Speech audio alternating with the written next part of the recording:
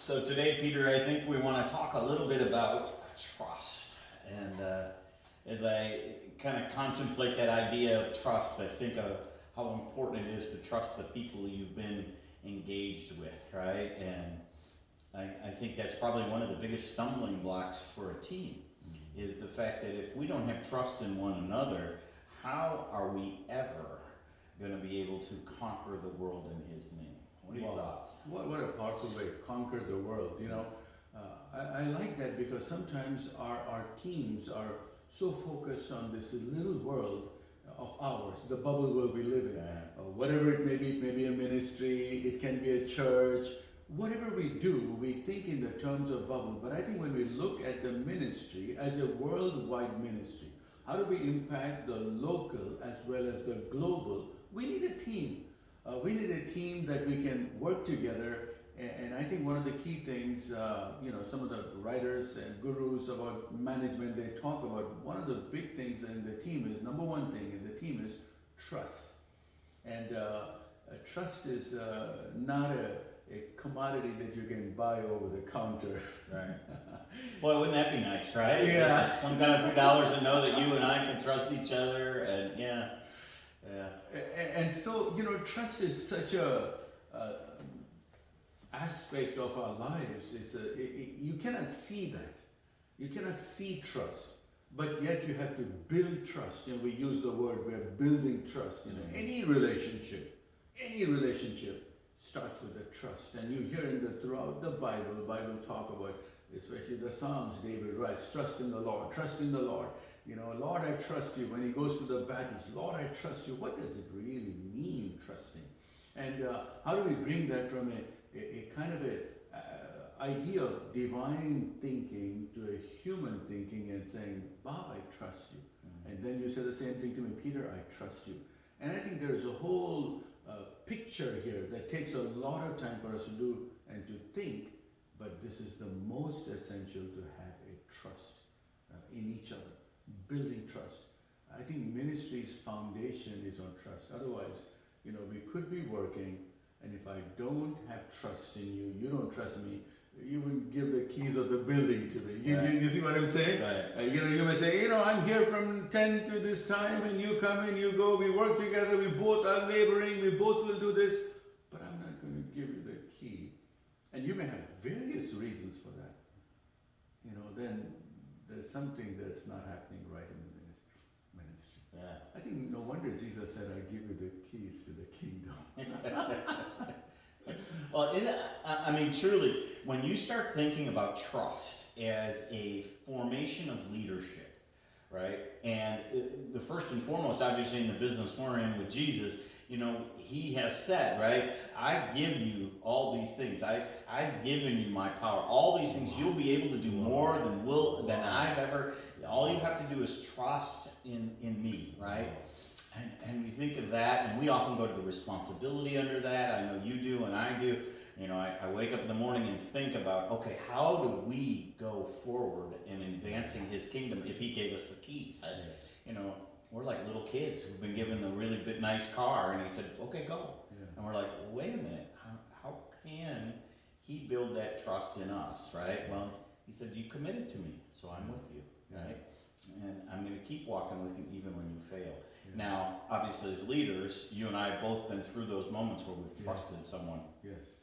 Yeah. And it didn't work out so well for us, and sometimes not for them either, right? Yeah. And so, when you're talking about this trust, is there qualities, I guess, or how do we build that trust? What are the basic foundation blocks of building trust in relationship? And I think the first thing, no matter which level you are at, whatever title you possess, whatever things that you feel that you have in your portfolio, I think a leader always needs to meet the people at their level, coming down to their level. We all have something better than others, something you're good at. You're so good at internet and you're so good with these things. And, sometimes when the language that you speak, I don't understand that. But you have taken time to sit and spend an hour to explain to me the basics of internet. And that's the example that I'm using is as an illustration for you to come down to my level. And you could have easily said, what do you mean? You're still not sure of the social media? You could have said so many things to me. I mean, you do so much, you're not aware of it. You could have said anything. But you gently sat with me and came down to my level and you tried to build me up. In a sense, what I'm saying is leaders in their level need to come down. And I was thinking about the Lord. Anytime that I'm trying to learn about trust, I'm learning about trust. Okay, I like to see how God did that. You know, what is God's example? And I think, Bob, there's a classic story, and there are stories throughout the Bible. Oh yeah. That you know how God, you gave an example of building trust and coming down to the level of people. It amazes me, even after so many centuries, the story of the one who was like a murderer, the one who was like a fugitive, the one who ran away, the one who's old now. You know what? I often think of this. God must have trusted Moses to meet him in a place where he was almost to the end of his journey, 80 years. I think about this a lot in my journey. I believe, this is my opinion, I believe God trusts us even though we are failed in so many things. And you and I have a very hard time when our subordinates, somebody who doesn't accomplish, you just want to let them go and bring somebody else on the board. We operate so much on the corporate mentality.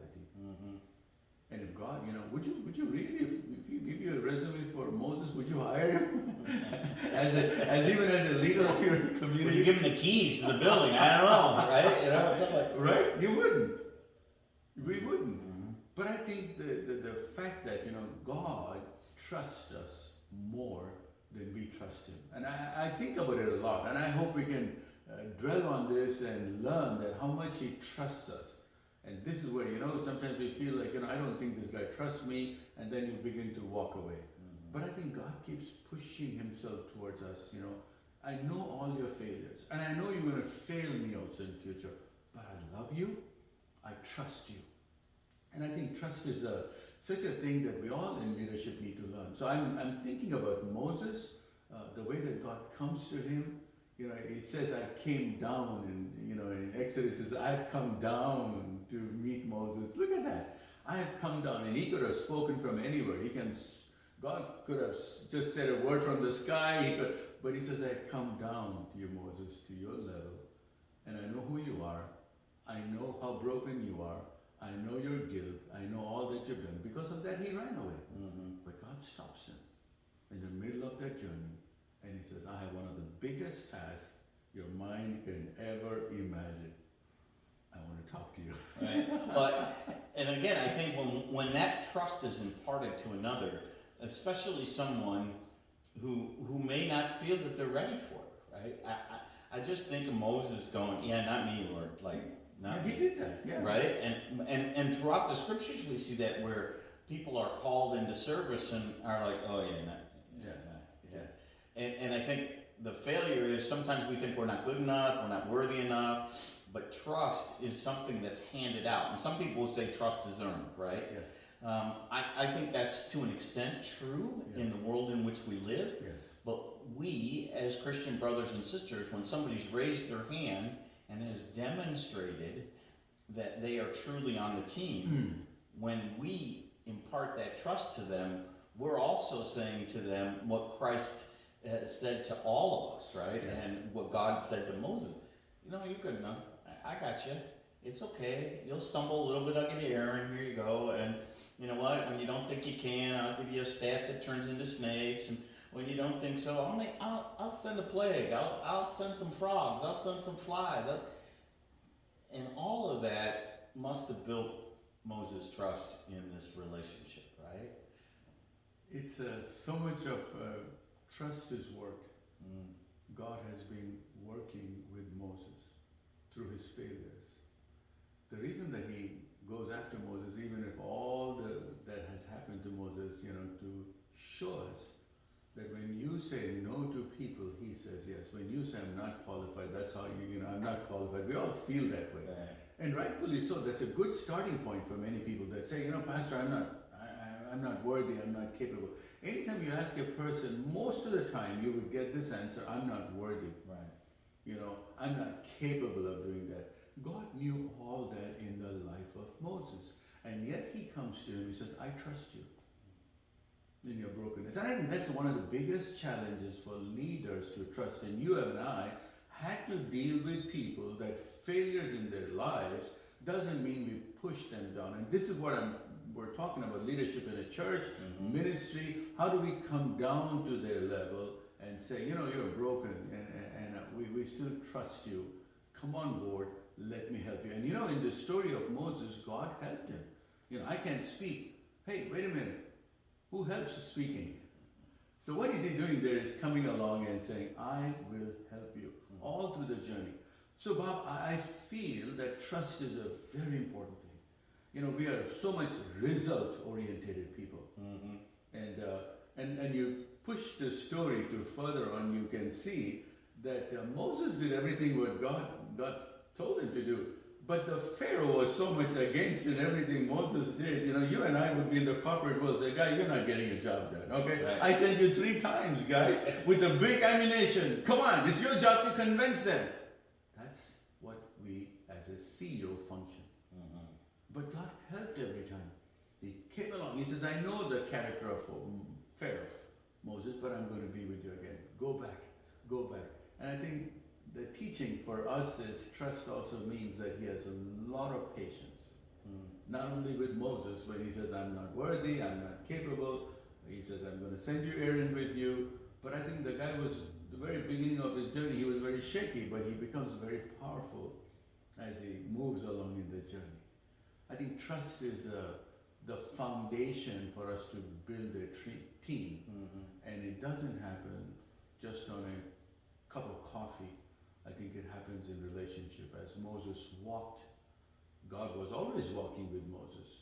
But now it's Moses' turn to walk with God. Is it? Well, and just one of the key components, which you just there is relationship, right? Yeah. There's a relationship both with God and as the two of them are walking, I'm sure Aaron was continuing to kind of, you know, hey, did you just see what happened? Yeah. And Aaron probably shared some of those stories with the other people around them because not everybody was in the room when Pharaoh was going, okay, you can go now. Yeah. Or no, we're not leaving. It was Aaron and him together. And obviously Aaron becomes the mouthpiece that moves things forward. Now Aaron would have never been brought into that role had Moses not trusted and said, oh, the Lord said, here you go.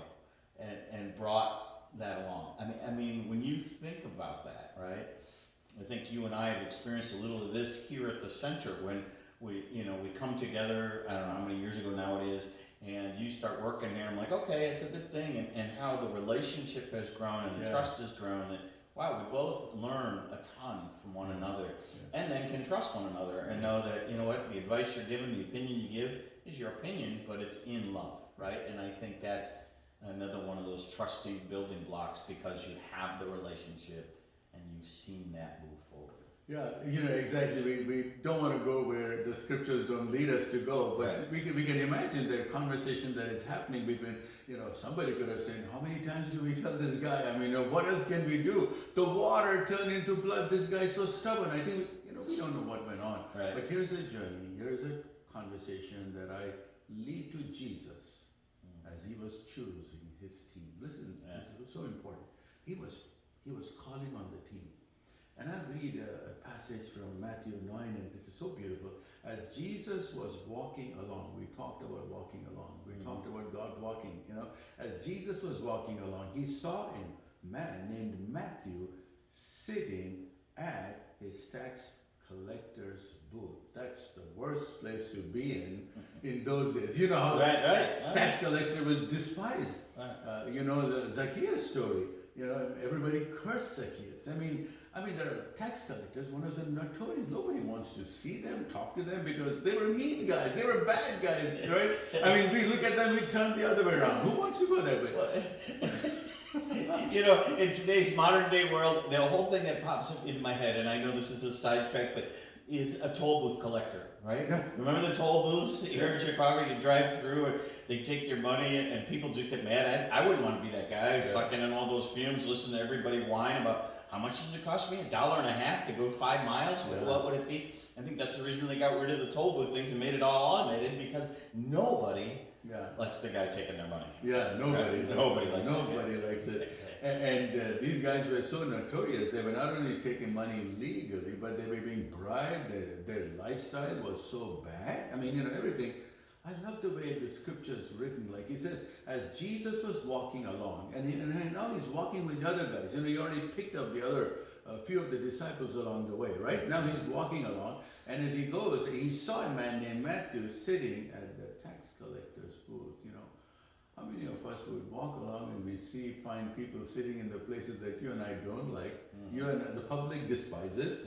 How many times would you like to walk in those places and say, you know what, I want you to be in my church team? I don't think you'll do that. Oh my God. You see that? Yeah. And I tell you this, you and I have been in those places more than others would. You have been to those places, and you kind of try to work to build relationship. Right. You see what I'm saying? Some people's lives they're just sitting at places that none of us want to go by. Right. But God goes for those people. Right? I mean, we have qualifications. You come from that place, that neighborhood, that ethnic background, then you have to go through this, 2, 3, 4, 5, 6, 7, and then you are maybe okay to join the team. Friends, it is so important in the ministry, as a team ministry, that we need to know that as you walk along, those people that are sitting at these places that you and I despise, God may have a great team member sitting there who writes the first book. I mean, the Gospels, even you read the Gospels, is not the first book, but as you open, you'll see Matthew, who was once sitting in a place that people despise. That's trust. Right.